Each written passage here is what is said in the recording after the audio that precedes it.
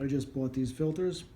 I'm going to pour some water in so you can see how disgusting it is.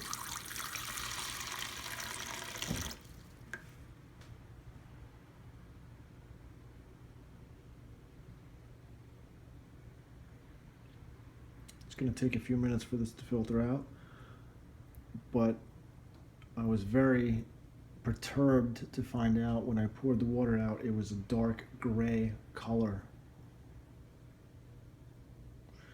Using the TES monitor, it registered 423 parts per million, which is twice more than, actually more than 3 times as much as I normally get just through the tap water. So the filters actually add pollutants.